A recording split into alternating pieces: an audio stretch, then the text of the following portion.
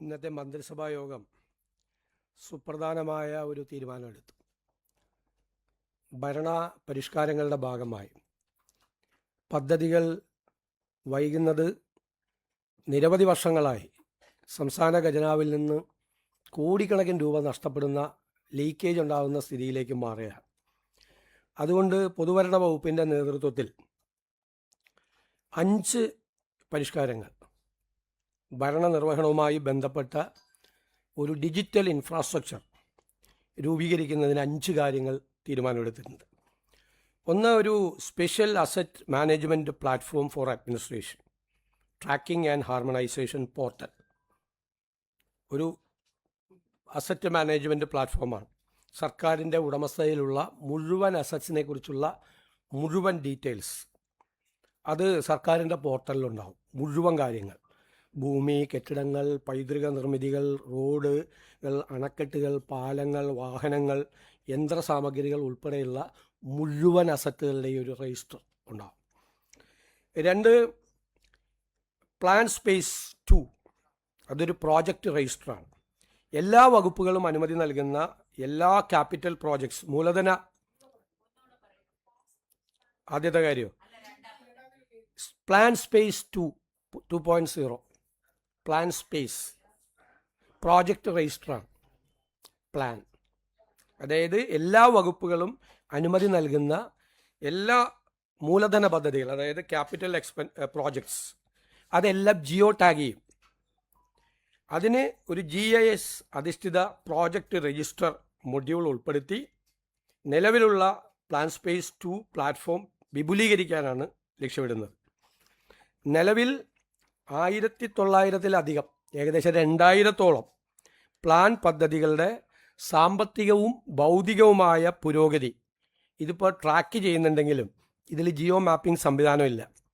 പോർട്ടലിൻ്റെ single മാപ്പ് ലെയറിൽ പദ്ധതി നടപ്പാക്കുന്ന സ്ഥലം, കോർഡിനേറ്റുകൾ, നടപ്പിലാക്കുന്ന ഏജൻസികൾ, ഇത് ചെയ്യുന്നത്, അനുമതി നൽകുന്ന അധികാരികൾ, ഫണ്ടിൻ്റെ സോഴ്സസ്, നിർമ്മാണ ഘട്ടങ്ങൾ, ഇതെല്ലാം ഈ പ്രോജക്റ്റ് രജിസ്റ്ററിലൂടെ എല്ലാ പ്രോജക്റ്റുകളും ട്രാക്ക് ചെയ്യാൻ വേണ്ടിയിട്ടുള്ള സംവിധാനമാണ്. 3, ഗവൺമെൻറ് സ്ഥാപനങ്ങളുടെ സമഗ്രമായ ഒരു രജിസ്ട്രി, ഒരു അസറ്റ് രജിസ്റ്റർ. 591 ഇൻസ്റ്റിറ്റ്യൂഷൻസ് ഉണ്ട് സർക്കാരിൻ്റെ കീഴിൽ. ഏകദേശം 19,000 കോടിയോളം രൂപയാണ് ഇതിൻ്റെ സാലറി ആയിട്ട് പോകുന്നത്. പലതും പല കാലത്ത് രൂപീകരിച്ച സ്ഥാപനങ്ങളാണ്. ആ ഉദ്ദേശ ലക്ഷ്യങ്ങൾ കഴിഞ്ഞിട്ടും പല രീതിയിൽ അത് തുടരുകയാണ്. പല സ്ഥാപനങ്ങളും പലരും ഡെപ്യൂട്ടേഷനിലൊക്കെ പോവുകയാണ് പല ഡിപ്പാർട്ട്മെൻറ്റുകളിൽ നിന്നും. അതെല്ലാം നമ്മളിന്ന് സമഗ്രമാക്കും. അത് ഒരേ സ്വഭാവമുള്ള ധാരാളം സ്ഥാപനങ്ങളുണ്ട്. ആ സ്ഥാപനങ്ങളെ നമ്മൾ ഇൻ്റഗ്രേറ്റ് ചെയ്യും, സമഗ്രമാക്കും, ഒരുമിച്ച് ഇൻ്റഗ്രേറ്റ് ചെയ്യും. അതിനുള്ള ഒരു വിപുലമായ ഒരു പദ്ധതിയാണ് ചെയ്യുന്നത്. പിന്നെ 4-മത്തെ കാര്യം, കാലഹരണപ്പെട്ടതും അനാവശ്യവും പരസ്പര വിരുദ്ധവുമായ നിയമങ്ങളുടെ സമഗ്രമായ അവലോകനവും അതിൻ്റെ ഭേദഗതിയും. ഔട്ട്ഡേറ്റഡ് ആയിട്ടുള്ള ധാരാളം നിയമങ്ങളുണ്ട്. പിന്നെ പല ആക്ടിൽ തന്നെ പരസ്പര വിരുദ്ധമായ പ്രൊവിഷൻസ് ഉൾപ്പെടുത്തിയിട്ടുണ്ട്. ഇതെല്ലാം ഓരോ പ്രോജക്റ്റുകളും മറ്റതും ഇംപ്ലിമെൻറ്റേഷൻ സ്റ്റേജിലാണ് അതിനകത്ത് ഏറ്റവും കൂടുതൽ പ്രയാസം അനുഭവിക്കുന്നത്. അപ്പോൾ അതിനുള്ള ഭേദഗതി, നിയമപരമായ ഭേദഗതി ചെയ്യുന്നതിന് വേണ്ടിയിട്ടുള്ള ഒരു വലിയ പ്രിപ്പറേഷൻ ഉണ്ടാകും. 5-മത്തെ, മികച്ച ജീവിത സൗകര്യത്തിനും ബിസിനസ് സുഗമമാക്കുന്നതിനുമുള്ള പ്രോസസ്സ് പരിഷ്കാരങ്ങൾ. അതായത് ബിസിനസ്സുകൾ ആയിട്ട് വരുന്നവരൊക്കെ കേരള സർക്കാരുമായി നടത്തുന്ന ഇടപെടലുകളിൽ ലളിതമാക്കുന്നതിനായിട്ട് നിയമങ്ങൾ, ചട്ടങ്ങൾ എന്നിവ ആധുനികവൽക്കരിക്കുന്നതിന് വേണ്ടിയിട്ടുള്ള സംസ്ഥാനതല പ്രോസസ് റീ എഞ്ചിനീയറിംഗ് പരിപാടിയാണ്. അതായത് ധനകാര്യം, നിയമം, നികുതി, വ്യവസായം, റവന്യൂ, തദ്ദേശ സ്വയംഭരണ തുടങ്ങിയ പ്രധാന വകുപ്പുകളിലെ പരമ്പരാഗതമായ രീതികൾ പലപ്പോഴും പല ഫയലുകളായി പോകുന്നതിനും അനാവശ്യമായ പേപ്പർ സമർപ്പണത്തിനും ഒന്നിലധികം പരിശോധനാ ഘട്ടങ്ങൾക്കും അനാവശ്യമായ ഓഫീസ് സന്ദർശനങ്ങൾക്കും ഇത് കാരണമാകുന്നു. അപ്പോൾ നിർദ്ദിഷ്ട നമ്മൾ പറഞ്ഞ ഡിജിറ്റൽ തത്വങ്ങൾ സ്വീകരിച്ചുകൊണ്ട് ഈ സേവന നടപടികളെ ലളിതമാക്കാൻ വേണ്ടിയിട്ടുള്ളതാണ്. നമ്മളിത് നടപ്പാക്കി കഴിയുമ്പോൾ വലിയ മാറ്റമായിരിക്കും പദ്ധതികളുടെ കാര്യങ്ങളിൽ. സാധാരണക്കാരനെ സംബന്ധിച്ചിടത്തോളം അവരുടെ ദൈനംദിന ജീവിതത്തിൽ അവർ സർക്കാരുകളും ഓഫീസുകളുമായിട്ടുള്ള ബന്ധത്തിൻ്റെ നടപടിക്രമങ്ങൾ ലളിതവൽക്കരിക്കുന്നതിനും ലഘൂകരിക്കുന്നതിനും വേണ്ടിയിട്ടുള്ള നടപടിയാണ് ഇത്. അതുപോലെ പൊതുഭരണ വകുപ്പിൻ്റെ ഈ മുൻഗണനാ പദ്ധതി നിർവഹണത്തിനും വകുപ്പുകൾ പ്രയോറിറ്റി പ്രോജക്റ്റുകളുടെ എക്സിക്യൂഷന് വേണ്ടിയിട്ട് വകുപ്പുകൾ തമ്മിലുള്ള ഏകോപനത്തിനായി സെക്രട്ടറിമാരുടെ ഒരു എംപവേർഡ് കമ്മിറ്റി രൂപീകരിക്കും. സെക്രട്ടറിമാരുടെ എംപവേർഡ് കമ്മിറ്റി രൂപീകരിക്കും. പിന്നെ തിരുവനന്തപുരം ജില്ലയിൽ നമ്മൾ നേരത്തെ 90 ഏക്കർ ഭൂമി ബ്രഹ്മോസ് എയ്റോസ്പേസ് നൽകിയിട്ടുണ്ടായി. അത് 180 ഏക്കറാണ് അവർക്ക് കൊടുക്കേണ്ടത്. യഥാർത്ഥത്തിൽ 90 കൊടുത്തിട്ടുള്ളൂ.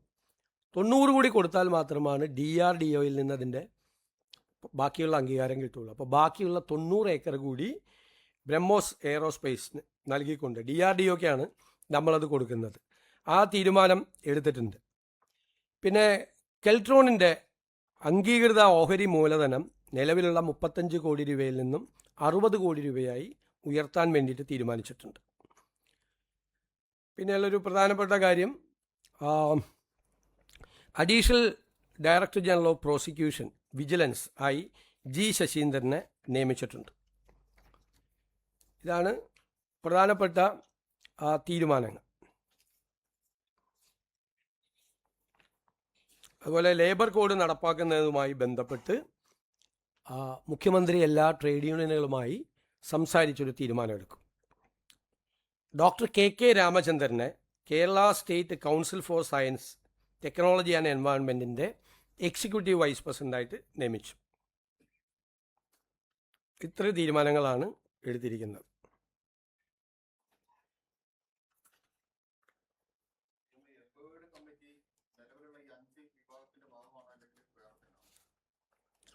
അത് വേറെ ഒരു രണ്ടാമത്തെ തീരുമാനം.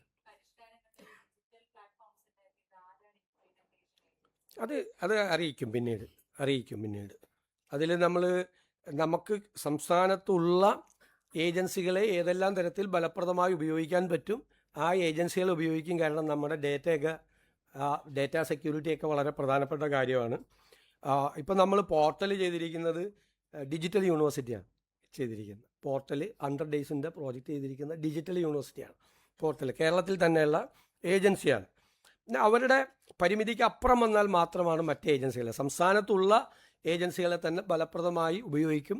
അതിൻ്റെ പരിധിക്ക് അപ്പുറത്ത് വരുവാണെങ്കിൽ മാത്രമാണ് മറ്റ് ഏജൻസികളെക്കുറിച്ച് നമ്മൾ ആലോചിക്കുക.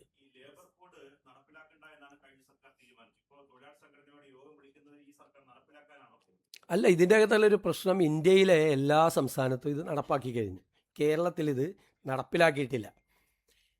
ഇത് പാർലമെൻറ്റ് പാസ്സാക്കിയ നിയമമാണ്. ഇതിൻ്റെ പ്രശ്നം എന്ന് വെച്ച് കഴിഞ്ഞാൽ ഒരു തൊഴിൽ നിയമവും പ്രാബല്യത്തിലില്ല. മറ്റേ തൊഴിൽ നിയമങ്ങൾ ഇല്ലാതായി. അപ്പോൾ നമ്മളൊരു അനിശ്ചിതത്വമുണ്ട് ഈ രംഗത്ത്. അതെങ്ങനെ പരിഹരിക്കാൻ പറ്റും? പുതിയ ലേബർ കോഡിൽ വന്നിരിക്കുന്ന തൊഴിലാളി വിരുദ്ധമായ കാര്യങ്ങൾ എങ്ങനെ അതിനെ അഡ്രസ്സ് ചെയ്യും എന്ന് ചർച്ച ചെയ്യുന്നതിന് വേണ്ടിയിട്ടാണ്. നടപ്പാക്കില്ല എന്ന് പറയാൻ എളുപ്പമാണ്, പക്ഷേ ഒരു തൊഴിൽ നിയമവും പ്രാബല്യത്തിലില്ലാത്ത സ്ഥിതി വരും. നേരത്തെ തൊഴിൽ നിയമങ്ങളെല്ലാം ഇല്ലാതായി. ഗവൺമെൻറ്റിൻ്റെ മുമ്പിലുള്ള പ്രശ്നം മനസ്സിലായല്ലോ. നേരത്തെ ഒരു തൊഴിൽ നിയമവും ഇല്ല. ഒരു തൊഴിൽ നിയമവും ഇല്ലാതെ ഈ തൊഴിലാളികളെ പ്രൊട്ടക്റ്റ് ചെയ്യാൻ പറ്റുമോ? ഇതിൻ്റെ അകത്തുള്ള എല്ലാ കാര്യങ്ങളോടും അല്ല എതിർപ്പ്. 3-4 പ്രധാനപ്പെട്ട പോയിന്റുകളാണ് എതിർപ്പ്. ഞങ്ങളും പാർട്ടി എന്നുള്ള നിലയിൽ ലേബർ കോഡിനെ പാർലമെൻറ്റിൽ ഞങ്ങൾ എതിർത്തതാണ്. പക്ഷേ ഏതെങ്കിലും തൊഴിൽ നിയമം സംസ്ഥാനത്ത് ഇല്ലാതിരിക്കുന്ന ഒരു സാഹചര്യം വരാൻ പറ്റുമോ? തൊഴിലാളികൾക്ക് പ്രൊട്ടക്ഷൻ ഇല്ല. അപ്പോൾ അങ്ങനത്തെ ഒരു അനിശ്ചിതത്വം നിലനിൽക്കുകയാണ്. അതിനൊരു പരിഹാരം ഉണ്ടാകണ്ടേ? അതാണ്.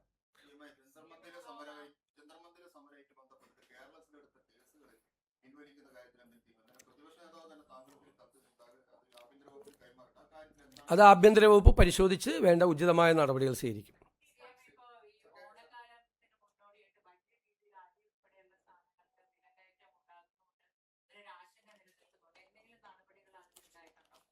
തീർച്ചയായിട്ടും വിലക്കയറ്റം നിയന്ത്രിക്കുന്നതിന് വേണ്ടിയിട്ടുള്ള സജീവമായ ഇടപെടലുകൾ സംസ്ഥാന സർക്കാർ നടത്തുന്നുണ്ട്. സർക്കാരിൻ്റെ 2 മാസത്തെ പ്രവർത്തന കാലയളവിൽ 448 കോടി രൂപ ഇപ്പം തന്നെ വകുപ്പിനായി അനുവദിച്ചു. വിപണി ഇടപെടലിനായി 273 കോടി രൂപയും, അതായത് സൗജന്യ കിറ്റ് ഉൾപ്പെടെ, നെല്ല് സംഭരണ ബോണസായി 154 കോടി രൂപയും, ഗതാഗത ചാർജിനത്തിൽ 20 കോടി രൂപയും കൊടുക്കും. ഓണക്കാലത്തെ മുന്നൊരുക്കങ്ങളൊക്കെ അന്തിമഘട്ടത്തിലാണ്. മഞ്ഞ കാർഡ് ഉടമകൾക്കും ക്ഷേമ സ്ഥാപനങ്ങളിലെ അന്തേവാസികൾക്കുമായി 6 ലക്ഷത്തിലധികം സൗജന്യ ഓണക്കിറ്റുകൾ വിതരണം ചെയ്യും. ഇതിനായി പണം അനുവദിച്ചിട്ടുണ്ട്. 854 രൂപ ചെലവ് വരുന്ന 16 ഇനങ്ങൾ അടങ്ങിയ കിറ്റുകളുടെ വിതരണം ഓഗസ്റ്റ് 10 മുതൽ 20 വരെ നടപ്പാക്കും. വിപണിയിലെ അരി വിലക്കയറ്റം നിയന്ത്രിക്കാൻ 1,65,932 മെട്രിക് ടൺ അരിയും 24,506 മെട്രിക് ടൺ ഗോതമ്പും ലഭ്യമാക്കും. മുൻഗണനേതര വിഭാഗത്തിലെ നീല കാർഡുകാർക്ക് 10 രൂപ 90 പൈസ നിരക്കിൽ 3 കിലോ അരിയും 8 രൂപ 70 പൈസ നിരക്കിൽ 2 കിലോ ഗോതമ്പും സ്പെഷ്യൽ ആനുകൂല്യമായി വിതരണം ചെയ്യും. പിന്നെ വിപണി ഇടപെടലിൻ്റെ ഭാഗമായി തിരുവനന്തപുരം, എറണാകുളം, കോഴിക്കോട് ജില്ലകളിൽ ഓഗസ്റ്റ് 8 മുതൽ 25 വരെ ഓണം മെഗാ ട്രേഡ് ഫെയറുകൾ ഉണ്ടാകും. മറ്റ് 11 ജില്ലകളിൽ ഓഗസ്റ്റ് 16 മുതൽ 25 വരെ ഓണം ജില്ലാ ഫെയറുകളും 126 നിയമസഭാ മണ്ഡലങ്ങളിൽ ഓണം മാർക്കറ്റുകളും സംഘടിപ്പിക്കും. അപ്പോൾ വിപണിയിലെ വിലക്കയറ്റം ഇടപെടാൻ വേണ്ടി ജാഗ്രതയോടുകൂടി സർക്കാർ പ്രവർത്തിക്കുന്നുണ്ട്.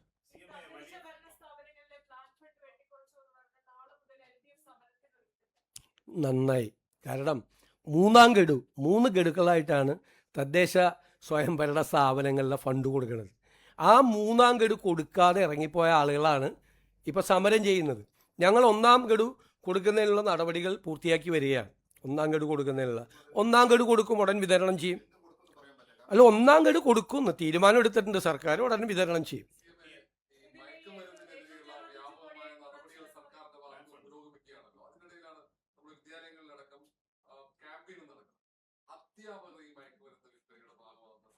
വളരെ ഗൗരവമുള്ള ഇതാണ് കിട്ടിയിരിക്കുന്നത്. 3 അധ്യാപകരെ അറസ്റ്റിലാണ്. വളരെ ഷോക്കിംഗ് ആയിട്ടാണ്. ഒരു ഡോക്ടർ അറസ്റ്റിലാണ്, ഒരു പ്രാക്ടീസിങ് ഡോക്ടർ അറസ്റ്റിലാണ്. കേസാണ്. അറസ്റ്റാണോ നോക്കണം, കേസാണ്. വലിയ ഷോക്കിംഗ് ആയിട്ടുള്ള കാര്യമാണ്. അധ്യാപികമാർ കൂടി ഇതിൽ ഉൾപ്പെട്ടിട്ടുണ്ട് എന്ന് പറയുന്നത് എത്രമാത്രം ഈ ലഹരി മരുന്ന് വ്യാപിപ്പിച്ചിട്ടുണ്ടെന്നും അതിൻ്റെ നെറ്റ്വർക്ക് എത്ര വലുതാണെന്നുള്ളതിൻ്റെ ഒരു വലിയ ഇതാണ് റിയാക്ഷൻ. അപ്പോൾ തൂഫാൻ നടക്കുന്നത് കൊണ്ടാണ് അതിശക്തമായി കർശനമായി ആ പദ്ധതി സർക്കാർ നടപ്പാക്കുകയാണ്. നമ്മളൊരു പ്രയോറിറ്റി പ്രോഗ്രാമാണ് തൂഫാൻ എന്ന് പറഞ്ഞാൽ ഗവൺമെൻറ്റിൻ്റെ.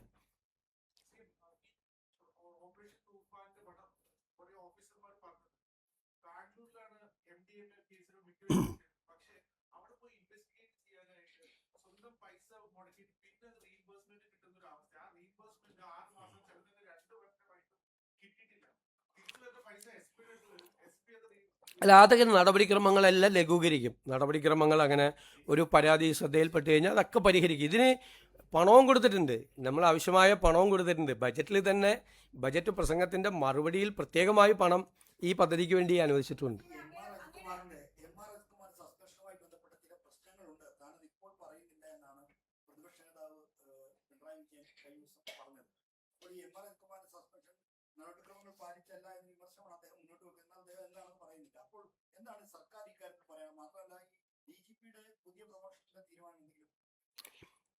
നമ്മൾ ആ കേസൊക്കെ ഒരു ധൃതിയും കൂടാതെ സമചിത്തതയോടുകൂടി ഏകാഗ്രതയോടുകൂടി കാര്യങ്ങൾ മനസ്സിലാക്കി SIT രൂപീകരിച്ച ആദ്യത്തെ മന്ത്രിസഭാ യോഗത്തിൽ ആ SITയുടെ അന്വേഷണത്തിൻ്റെ ആദ്യത്തെ റിപ്പോർട്ട് കിട്ടി.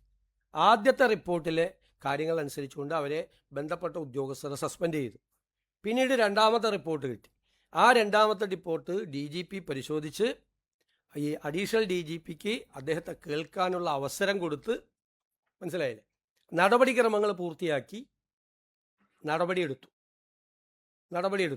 ആഭ്യന്തര മന്ത്രിയെ കണ്ടു, ഞാൻ കണ്ടു, ഫയൽ കണ്ട് നടപടിയെടുത്തു. എല്ലാ നടപടിക്രമങ്ങളും പൂർത്തിയാക്കിയിട്ട് അതിൻ്റെ ഇടയിൽ കുറേ മാധ്യമങ്ങൾ അദ്ദേഹത്തെ രക്ഷപ്പെടുത്താൻ വേണ്ടി മുഖ്യമന്ത്രി ആഭ്യന്തരമന്ത്രിയും കൂടി ശ്രമിക്കുന്നു എന്നൊക്കെ ഒരുപാട് വാർത്ത കൊടുത്തു. 2 മാസമാണ് ഗവൺമെൻറ് വന്നതിന് ശേഷം ആദ്യത്തെ മന്ത്രിസഭാ യോഗത്തിലെടുത്ത തീരുമാനം 2 മാസം തികഞ്ഞപ്പോഴേക്കും അത് നടപ്പാക്കി. ഇപ്പം മാധ്യമങ്ങൾ പലതരത്തിലുള്ള വാർത്തകൾ കൊടുത്തു. മാധ്യമങ്ങളെ വാർത്ത അനുസരിച്ച് ഒരാളെ പിറ്റേ ദിവസം രാവിലെ സസ്പെൻഡ് ചെയ്യാൻ പറ്റുമോ? അതുകൊണ്ടാണ് CATയിൽ സെൻട്രൽ അഡ്മിനിസ്ട്രേറ്റീവ് ട്രൈബ്യൂണലിൽ പോയിട്ടൊരു സ്റ്റേ പോലും കിട്ടാതിരുന്നത്. എന്തുകൊണ്ടാണ്? നടപടിക്രമങ്ങൾ പൂർത്തിയാക്കി ഭംഗിയായിട്ടാണ്, ചിട്ടയായിട്ടാണ് അത് ചെയ്തത്. ഞാൻ നിങ്ങളോടന്ന് പറഞ്ഞല്ലോ, നിങ്ങളിങ്ങനെ ധൃതി കൂട്ടല്ലേ. ഗവൺമെൻറ്റിൻ്റേതായ നടപടിക്രമങ്ങളുണ്ട്, ഒരു പ്രൊസീജിയർ ഫോർമാലിറ്റീസ് ഉണ്ട്. ഒരു ഉദ്യോഗസ്ഥനെതിരായി നടപടിയെടുക്കാൻ നമുക്ക് നടപടിയെടുക്കാൻ പറ്റുമോ? റിപ്പോർട്ട് കിട്ടാതെ, നമ്മുടെ കയ്യിൽ റിപ്പോർട്ട് കിട്ടാതെ. ആദ്യത്തെ റിപ്പോർട്ട് കിട്ടിയപ്പോൾ ആദ്യത്തെ ഉദ്യോഗസ്ഥന്മാർക്കെതിരായി നടപടിയെടുത്തു. രണ്ടാമത്തെ റിപ്പോർട്ട് വന്നപ്പോഴാണ് ഇദ്ദേഹത്തിൻ്റെ ഇൻവോൾവ്മെൻറ്റ് എന്താണെന്ന് 1, 2, 3, 4 ആയിട്ട് നമ്മുടെ മുമ്പിൽ വന്നത്. അതിൻ്റെ പുറത്തല്ലേ നമുക്ക് നടപടിയെടുക്കാൻ പറ്റുള്ളൂ. മാധ്യമങ്ങളിൽ വാർത്ത വന്നുകൊണ്ട് പിറ്റേ ദിവസം കയറി ഗവൺമെൻറ് നടപടിയെടുത്താൽ ഗവൺമെൻറ് കോടതിയിൽ കേസ് വരുമ്പോൾ എന്തു പറയും? എപ്പോഴും പ്രൊസീജിയർ ഫോർമാലിറ്റീസ് EPN ജോലി ഗവൺമെൻറ്റിൻ്റെയാണ്. ഗവൺമെൻറ് അത് ചെയ്തതിന് എത്രമാത്രം വിമർശനങ്ങളാണ്. ഒരാഴ്ചയെ 10 ദിവസം വൈകി എന്ന് പറഞ്ഞുകൊണ്ട് എന്തെല്ലാം കാര്യങ്ങളാണ് വന്നത്. നിങ്ങൾ ആലോചിച്ചാൽ മതി. ഞാൻ മാധ്യമങ്ങളെയൊന്നും വിമർശിക്കുന്നില്ല. വെയിറ്റ് ബഹളം ഉണ്ടാക്കല്ലേ. ഞാൻ മാധ്യമങ്ങളെയൊന്നും വിമർശിക്കുന്നില്ല, ഒരു മാധ്യമങ്ങളെയും വിമർശിക്കുന്നില്ല. പക്ഷെ നിങ്ങളൊരു ആത്മപരിശോധന നടത്തണം ഈ കാര്യത്തിൽ. നിങ്ങൾ കുറേ ദിവസം 10 ദിവസക്കാലം കൊടുത്ത വാർത്ത ശരിയായിരുന്നോ, അതായിരുന്നോ ശരി, സർക്കാർ ചെയ്തതായിരുന്നോ ശരിയെന്ന് നിങ്ങളൊരു പരിശോധന നിങ്ങളുടെ എഡിറ്റോറിയൽ റൂമിലെങ്കിലും നടത്തിയാൽ നന്നായിരുന്നു. എൻ്റെ ഒരു റിക്വസ്റ്റാണേ.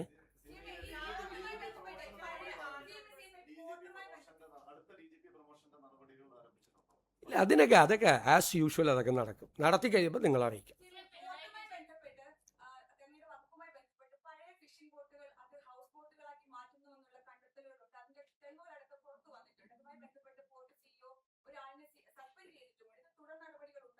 തീർച്ചയായിട്ടും നടപടി എടുത്തല്ലോ, ബാക്കി പരിശോധിക്കും. അത് നേരത്തെ ചെയ്തു തുടങ്ങിയ കാര്യമാണ്.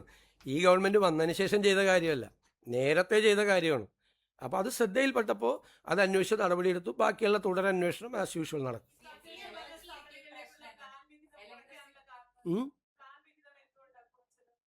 പ്ലാൻ വിഹിതമൊന്നും കുറച്ചിട്ടില്ല, അതൊക്കെ തെറ്റായ കാര്യം. പ്ലാൻ ആദ്യത്തെ ഗഡു കൊടുക്കാൻ പോവല്ലേ. പ്ലാൻ വിഹിതം കുറച്ചതിൻ്റെ കാര്യം അസംബ്ലിയിൽ എത്ര പ്രാവശ്യം പറഞ്ഞതാണ്.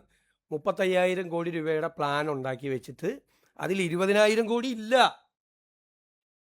കേന്ദ്ര സർക്കാരിൽ നിന്ന് കിട്ടിയേക്കും റവന്യൂ ഡെഫിസിറ്റ് ഗ്രാൻഡ് 14,000 കോടി. കേന്ദ്ര സർക്കാർ 16ാം ധനകാര്യ കമ്മീഷൻ 2.8% കേരളത്തിന് തന്നേക്കും. അപ്പോൾ 2.32 കിട്ടിയുള്ളൂ. അപ്പോൾ 5,000 കോടി പോയി. 20,000 കോടി ഇല്ല. ഞാൻ പറഞ്ഞാലേ എത്രയോ പ്രാവശ്യം പറഞ്ഞതാണ്. ഒരു ധനകാര്യമന്ത്രിയും ഫേസ് ചെയ്യാത്ത ക്രൈസിസ് ആയിരുന്നു. എന്നിട്ട് ഞങ്ങൾ 5,000 കോടിയെ കുറച്ചുള്ളൂ പ്ലാനിൽ നിന്ന്. എന്നിട്ട് SC/STയുടെയും ഫിഷറീസിൻ്റെയും നിലനിർത്തുകയും ചെയ്തു. 35,000 കോടി പ്ലാൻ ആയിരുന്നുവെങ്കിൽ അവർക്ക് എത്ര കിട്ടുമായിരുന്നു, അവർക്കൊരു ദോഷവും വരാതിരിക്കാൻ വേണ്ടി ചെയ്തു. സ്വാഭാവികമായിട്ടല്ലേ 20,000 കോടി ഇല്ലാത്ത 20,000 കോടി എവിടെ നിന്ന് ഉണ്ടാക്കും? അല്ല, അത് പരിശോധിച്ചുകൊണ്ടിരിക്കുകയാണ് നമ്മൾ. സ്പിൽ ഓവർ ചെയ്യണ വർക്കുണ്ട് ഇപ്പുറത്തേക്ക്, അതിൻ്റെ പൈസ കൊടുക്കും നമ്മൾ. ഇതൊക്കെ ഞാൻ പറയാം, സോഷ്യൽ മീഡിയയിലും അല്ലാത്ത മാധ്യമങ്ങളിലും വരുന്ന വാർത്തകളാണ്. നിങ്ങൾ കഴിഞ്ഞൊരു 3 കൊല്ലമായിട്ട് ഈ ഓരോ ഗഡുവും കൊടുത്തിരിക്കുന്ന സമയം ഒന്ന് പരിശോധിക്കുക. നമ്മളൊരു കാര്യം റിപ്പോർട്ട് ചെയ്യുമ്പോൾ ഒന്ന് പഠിക്കുകയും കൂടി ചെയ്താൽ നല്ലതാണ്. കഴിഞ്ഞ 2-3 വർഷം, ഞാൻ എന്നോട് റിക്വസ്റ്റാണ്, 2-3 വർഷങ്ങളിൽ ഇത് ആദ്യം ഒരു ഫിനാൻഷ്യൽ ഇയർ തുടങ്ങുമ്പോൾ കൊടുക്കേണ്ടത് എപ്പോഴാണ് കൊടുത്തത്? ഡിസംബറിൽ കൊടുക്കേണ്ടത് എന്നാ കൊടുത്തത്? ഡിസംബറിൽ കൊടുക്കേണ്ടത് 3ാം ഗഡുവാണ്. ആ 3ാം ഗഡു കൊടുത്തു കഴിഞ്ഞാലുള്ള മാർച്ച് 31 ഫിനാൻഷ്യൽ ഇയർ തീരുകയാണ്. ഇത് കൊടുക്കുകയാണ്. മനസ്സിലായേ? നമ്മൾ കൊടുക്കുക, നമ്മുടെ ഗവൺമെൻറ് വന്നാണ് ഇത് നമ്മൾ പരിശോധിക്കണം. അതായത് 16ാം ധനകാര്യ കമ്മീഷൻ ഒരു പ്രശ്നം കൂടി ഉണ്ടാക്കിയിട്ടുണ്ട്. അതുകൂടി നിങ്ങൾ മനസ്സിലാക്കിയോ. കേരളത്തിൽ റൂറൽ ഏരിയ കുറവാക്കിയിട്ടാണ് കാണിച്ചിരിക്കുന്നത്. 300 കോടിയാണ് റൂറൽ ഏരിയയ്ക്ക് കൊടുത്തിരിക്കുന്നത്. കാരണം കേരളത്തിൽ സെൻസസ് ടൗണുകളുണ്ട്. സെൻസസ് ടൗണ് പലതും പഞ്ചായത്താണ്. ഈ അതെല്ലാം അർബൻ ഏരിയയിലേക്ക് കൊടുത്തു.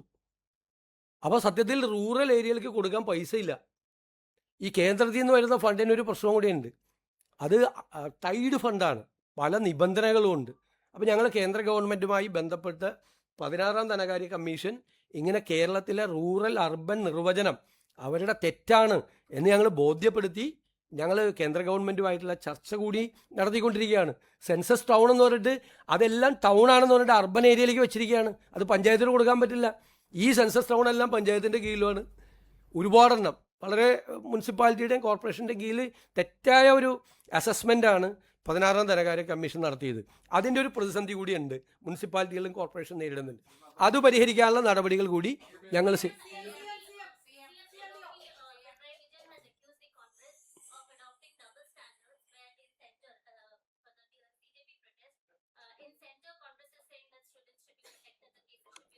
I have already explained. He has written a letter, and I have that letter was forwarded to Honorable Home Minister. They will take action accordingly. Hmm?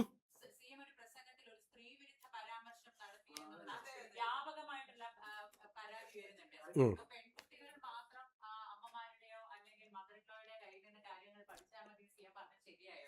നിങ്ങളെല്ലാം വാർത്ത കൊടുത്തു.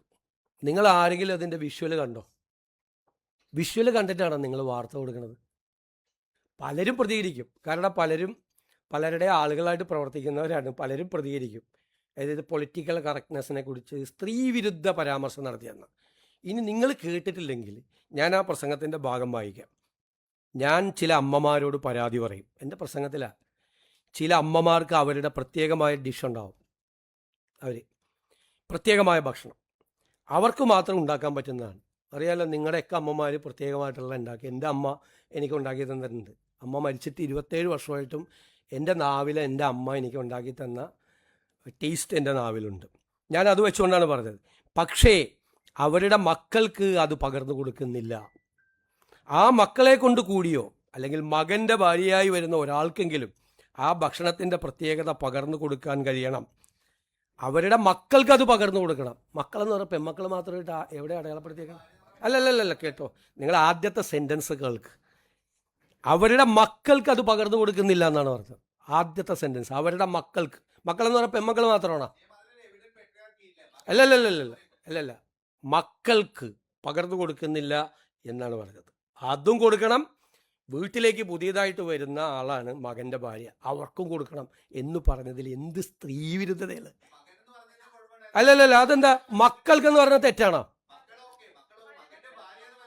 അതിഥി പുതിയതായിട്ട് വരുന്നതല്ലേ? ഞാൻ പറഞ്ഞിട്ട് അത് കൊടുക്കണമെന്നാണ്. മക്കൾക്ക് കൊടുക്കണമെന്ന് പറഞ്ഞാൽ അതെല്ലാം പെട്ടില്ലേ?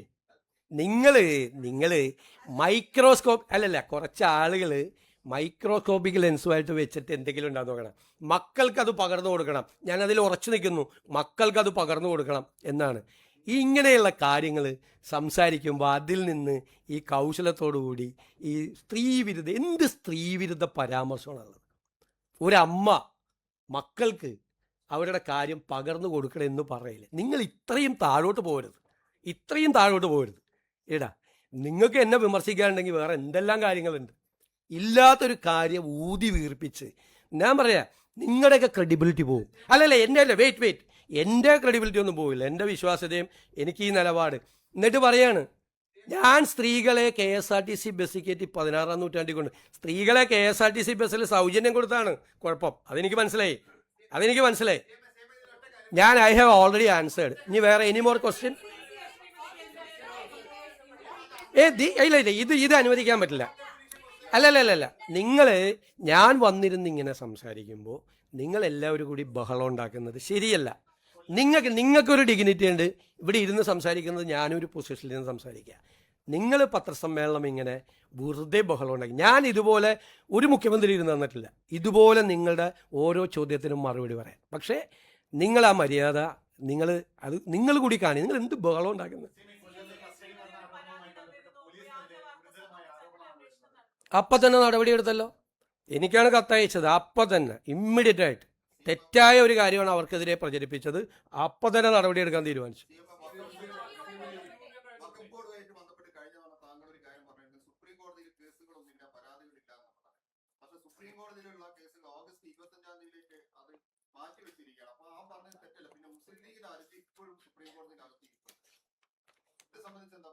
നിങ്ങൾ പറഞ്ഞത് രണ്ട് പ്രധാനപ്പെട്ട കാര്യങ്ങൾ ഞാൻ പറഞ്ഞു. ഒന്ന്, എന്താ പ്രചരിപ്പിച്ചത് പ്രതിപക്ഷ നേതാവ്? ഈ അമുസ്ലിം അംഗങ്ങളെ നിയമിക്കാൻ വേണ്ടി സർക്കാർ ഹൈക്കോടതിയിൽ പറഞ്ഞു. സർക്കാർ എന്താ ഹൈക്കോടതിയിൽ പറഞ്ഞത്? ഇപ്പോൾ വന്ന കേസ് തള്ളിക്കളയണമെന്നാണ് പറഞ്ഞത്. ആണല്ലോ. അതിൻ്റെ അർത്ഥം എന്താ? ഇപ്പോൾ ഉള്ള 4 കേസുകൾ തള്ളിക്കളയണം ഹൈക്കോടതി. വഖഫ് ബോർഡ്, അദ്ദേഹം മുഖ്യമന്ത്രിയായിരുന്ന സമയത്ത് നിയമിച്ച വഖഫ് ബോർഡ് നേരെ സുപ്രീം കോടതിയിൽ പോയി. എന്നിട്ട് അവരെ പ്രവർത്തനം ഫ്രീസ് ചെയ്തു ഹൈക്കോടതി. എന്നിട്ട് പറഞ്ഞു സംസ്ഥാന സർക്കാർ കേസ് തള്ളിക്കളയണമെന്ന് ആവശ്യപ്പെട്ടിട്ടും ഹൈക്കോടതി അത് തള്ളിക്കളയാതെ അവരുടെ പ്രവർത്തനം മന്ദീഭവിപ്പിച്ചു എന്ന പ്ലീസ് നോ പറഞ്ഞു, കൃത്യമായിട്ട് പറഞ്ഞു. അപ്പോൾ സംസ്ഥാന സർക്കാർ ഈ കേസ് തള്ളിക്കളയണം എന്ന് ഹൈക്കോടതിയിൽ പറഞ്ഞു വന്ന പിന്നെ എന്താ അതിൻ്റെ അകത്ത് വിവാദം? രണ്ടാമത്തെ കാര്യം ഈ വഖഫ് ബോർഡ് LDF സർക്കാർ വെച്ച വഖഫ് ബോർഡ് അവിടെ പറഞ്ഞെന്താണെന്നറിയോ? ഞങ്ങൾ ചെയ്തോളാം, ഈ 2 പേരെ കൂടി വെച്ചുകൊണ്ട്, അമുസ്ലിങ്ങളായ ആളുകളെ കൂടി വെച്ചുകൊണ്ട് ഞങ്ങളിത് പുനഃസംഘടിപ്പിച്ചു കൊള്ളാം. മൂന്നാമത് പറഞ്ഞൊരു കാര്യം അറിയാമോ? ഇത് പുതിയ സർക്കാർ അത് ചെയ്യാത്തത്, അത് പുതിയ സർക്കാർ വന്നതുകൊണ്ടാണ് അത് ചെയ്യാത്തത്, ഈ 2 അമുസ്ലിങ്ങളെ വെക്കാത്തത് എന്നാണ് വഖഫ് ബോർഡ് പറഞ്ഞത്. അതിൻ്റെ കംപ്ലീറ്റ് ഡീറ്റെയിൽസ് ഉണ്ട്. ഇനി ഇത് കൂടി കേട്ടോ. കഴിഞ്ഞ വഖഫ് ബോർഡിൻ്റെ കാലാവധി കഴിഞ്ഞതെന്നാ 14/12/2024 ഡിസംബർ 24 കഴിഞ്ഞു. സാധാരണഗതിയിൽ കാലാവധി കഴിയും മുമ്പ് തന്നെ അത് പുനഃസംഘടന നടപടി തുടങ്ങും. 4 മാസത്തിനകം ബോർഡ് വരുമെന്ന് 29/11/24 സർക്കാർ ഹൈക്കോടതിയെ അറിയിച്ചിരുന്നു. 24 വർഷത്തിൽ പുതിയ ബോർഡ് അന്ന് രൂപീകരിച്ചിരുന്നെങ്കിൽ അതിൻ്റെ കാലാവധി കഴിയും വരെ അത് നിലനിൽക്കുമായിരുന്നു. സർക്കാർ ചെയ്തെന്താ? ഈ പുതിയ ഭേദഗതി, വഖഫിലെ ഭേദഗതി വരുന്നത് വരെ കാത്തിരുന്നു. ഭേദഗതി വന്നത് 8/4/2025 4 മാസം. അത് കഴിഞ്ഞിട്ട് പുതിയ ബോർഡിന് രൂപം നൽകിയത് 4/2/26 അപ്പോൾ 14/12/24 കാലാവധി കഴിഞ്ഞിട്ട് പുനഃസംഘടിപ്പിക്കാതെ 4/2/26 പുനഃസംഘടിപ്പിച്ചപ്പോഴാണ് ഈ ഭേദഗതിയുടെ പ്രശ്നം വന്നത്. മനസ്സിലായ? എല്ലാ അംഗങ്ങളെയും നോമിനേറ്റ് ചെയ്യാൻ അവസരം ലഭിക്കാനായിട്ടാണ് പുതിയ ബോർഡ് രൂപീകരണം വൈകിപ്പിച്ചത്. മനസ്സിലായില്ലേ?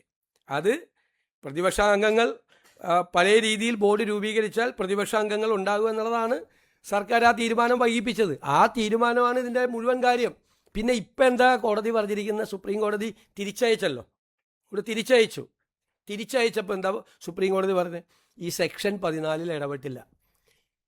അതായത് മിനിമം അംഗങ്ങൾ, അമുസ്ലിം അംഗങ്ങൾ 2 എന്ന് പറഞ്ഞിട്ടുണ്ടായിരുന്നു ഈ നിയമത്തിൽ. അതായത് 7 വരെ ആവാം. 7 വരെ ആയ വഖഫിലെ ഭൂരിപക്ഷം അമുസ്ലിങ്ങൾക്കാവും വഖഫ് ബോർഡിൽ. അപ്പോൾ സുപ്രീം കോടതി പറഞ്ഞു മിനിമം എന്നുള്ളത് 3 ഈ 14 ഇടപെട്ടില്ല. ഇത് മാത്രം വെച്ചു 3 പേര് മാക്സിമം എന്നുള്ളത് 3 മാക്സിമം 7 വരെ പോകാമായിരുന്നത് 3 മാക്സിമം 3 പോകാൻ പറ്റുള്ളൂ, മിനിമം 2 ആക്കി. അതിൻ്റെ അർത്ഥം എന്താ? അത് ചെയ്യണമെന്ന് കോടതിയുടെ വിധി വരട്ടെ. ഇതാണ് വഖഫ് ബോർഡ് എടുത്ത സ്റ്റാൻഡ്.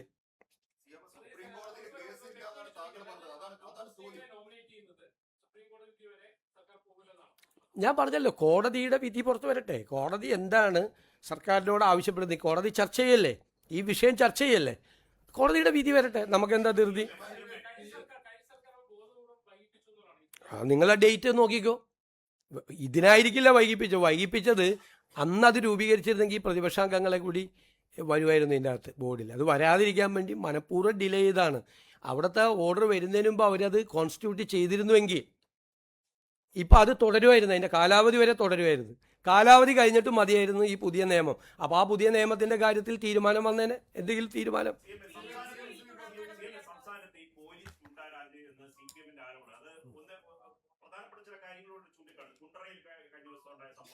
അങ്ങേ കാണാൻ വന്ന ഒരു വൃദ്ധയെ മർദ്ദിച്ചു എന്ന പരാതി പത്തനംതിട്ടയിലെ 3 സംഭവങ്ങൾ തുടർച്ചയുണ്ടാകും. 3 മാസം പോലും തികയുന്നതിന് മുമ്പ് സംസ്ഥാനത്ത് പോലീസിനെതിരെ, ആഭ്യന്തര വകുപ്പിനെതിരെ ഗുരുതരമായ ആരോപണമാണ് പ്രതിപക്ഷം മുന്നോട്ട് വയ്ക്കുന്നത്. പ്രതിപക്ഷം അങ്ങനെ പറയട്ടെ. എന്നെ കാണാൻ വന്ന വയോധികയെ പോലീസ് കയ്യേറ്റം ചെയ്തെന്ന് പറഞ്ഞാൽ തന്നെ തെറ്റായ വാർത്തയാണെന്ന് നിങ്ങൾക്ക് എല്ലാവർക്കും അറിയാമല്ലോ.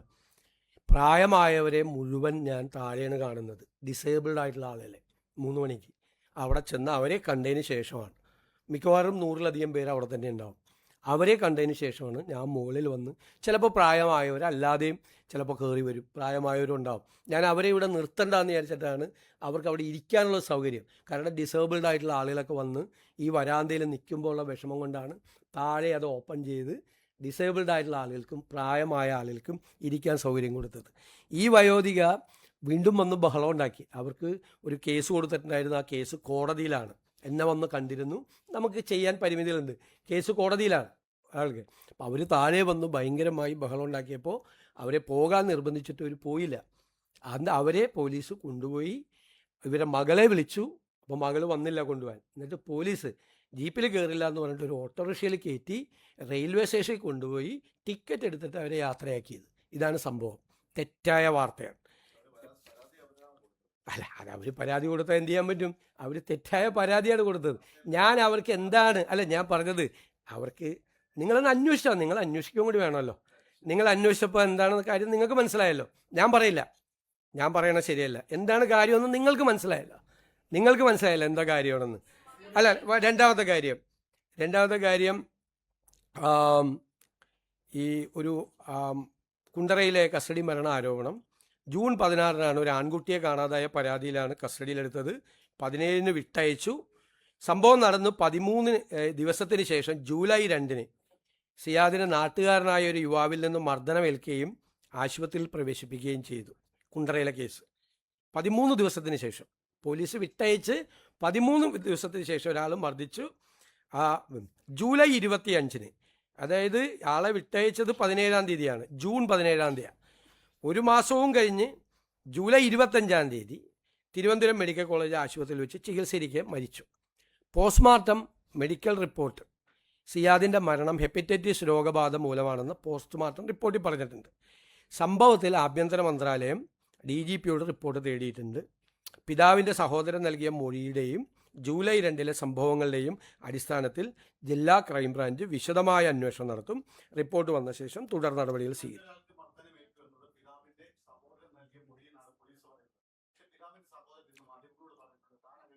അല്ല, അത് അന്വേഷിക്കട്ടെ. പോലീസ് ക്രൈംബ്രാഞ്ച് അന്വേഷിക്കട്ടെ. ക്രൈംബ്രാഞ്ചിനെ ഏൽപ്പിച്ചിരിക്കുകയാണ് അന്വേഷണം. നിങ്ങൾ പറഞ്ഞാൽ ഇത്രയും ഗ്യാപ്പുണ്ട്, എന്നിട്ടും അത് അന്വേഷണം നടത്താതെ തള്ളിക്കളയല്ല ചെയ്ത്. അന്വേഷണം നടത്തുകയാണ്. ഒരു സംഭവം ഉണ്ടായാൽ അന്വേഷിക്കണം.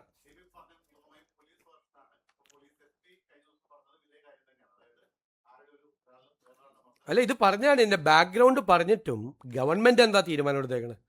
സർക്കാർ തീരുമാനം എടുത്തേക്കണം. ഞാൻ മൊഴിയുടെ കാര്യമാണ്.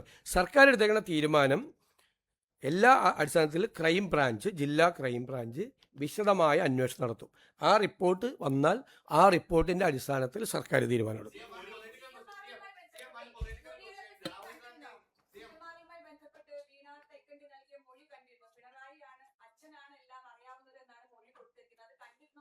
അത് കേസ് അന്വേഷണം നടക്കുമല്ലേ.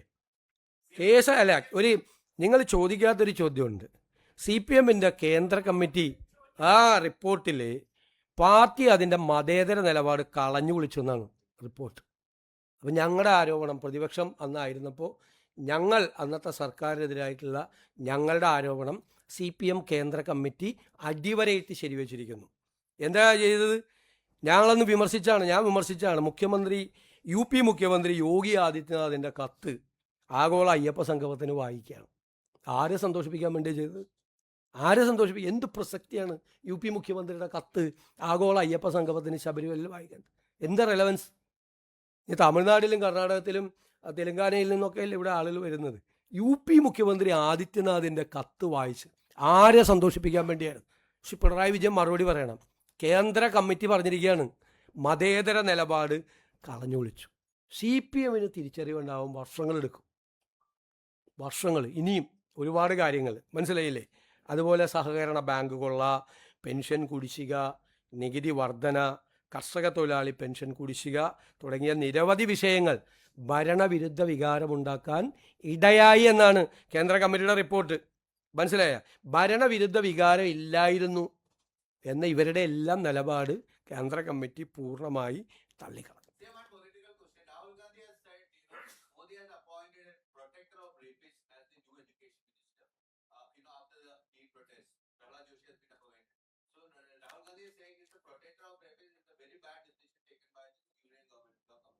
Yes, Rahul Gandhi is our leader. We are supporting the statements made by Rahul ji. PM ശ്രീയെ സംബന്ധിച്ച് കഴിഞ്ഞതിന്റെ മുൻപത്തെ ക്യാബിനറ്റിൽ തന്നെ വരുമെന്ന് പറഞ്ഞു. കഴിഞ്ഞ ക്യാബിനറ്റ് കഴിഞ്ഞ് വന്നില്ല. ഇപ്പൊ ഇന്നത്തെ ക്യാബിനറ്റ് വന്നിട്ടുണ്ട്. എന്താണ് അല്ല, ആരാണ് പറഞ്ഞത് കഴിഞ്ഞ ക്യാബിനറ്റിൽ വരുമെന്ന്? ഇല്ല, നിങ്ങൾ വാർത്ത കൊടുക്കുകയാണ്. അത് വരുമെന്ന് ക്യാബിനറ്റിൽ ആ റിപ്പോർട്ട് വരുമ്പോൾ ക്യാബിനറ്റ് പരിശോധിക്കും. വരട്ടെ, വരുമ്പോൾ പരിശോധിക്കും.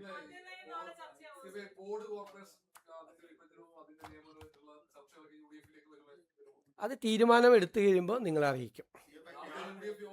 അതൊക്കെ നാളത്തെ UDF യോഗത്തിലെ ചർച്ച. ഞാൻ ഇന്ന് വന്ന് പത്രസമ്മേളനത്തിൽ എന്നോട് ചോദിക്കുന്നതിൻ്റെ ഔചിത്യം എന്താണ്? നാളത്തെ UDF ചർച്ച ചെയ്യാൻ പോകുന്ന കാര്യം ഞാൻ ഇന്ന് വന്ന് പത്രസമ്മേളനത്തിൽ നാളെ എന്തൊക്കെയാണ് ചർച്ച ചെയ്യാൻ പോകുന്നതെന്ന് ചോദിക്കുന്ന ചോദ്യത്തിന് എന്താണ് അതിൻ്റെ ഞാനിവിടെ ഇരിക്കുന്നതുകൊണ്ടാണ്. എന്തും ചോദിക്കാം എന്നുള്ളതുകൊണ്ടാണ്.